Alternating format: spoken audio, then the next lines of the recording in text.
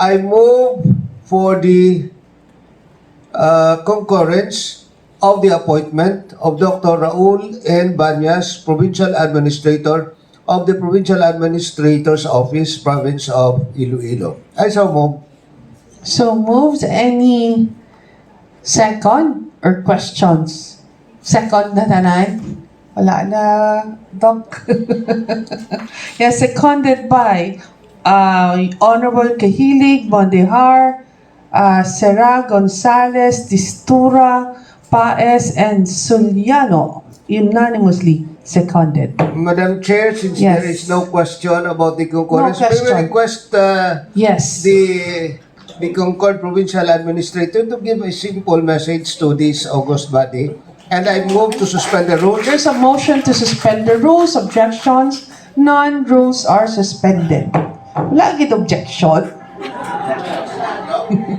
Dr. Raul Banias is recognized, our now newly appointed Provincial Administrator of the Province of Iloilo.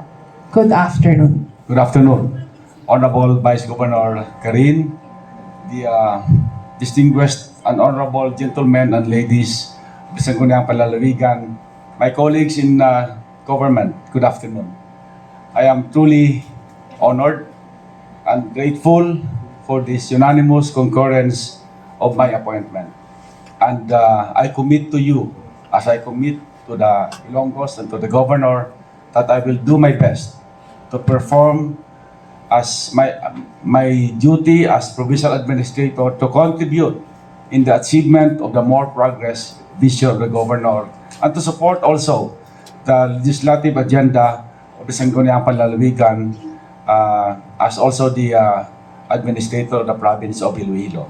With my rich experience in local, national, both legislative because I have been SB member and Vice Mayor also, and national because I have for 3 years been an Assistant Secretary of the former President Gloria Macapagal Arroyo as presidential appointee, as Presidential Secretary for Western Visayas, and has been an administrator for 8.5 years. So I can bring this experience to fore and help this province also achieve the goals, objectives, and the vision of this province. So I am deeply honored for this concurrence. Thank you and good afternoon. Thank you and congratulations again, Doc. Thank you, Doc Banias. Welcome back again. Why na question kay they've experienced your capacity to Nakaupo be the naman siya sa provincial atin, Vice. administrator. Oh, yeah.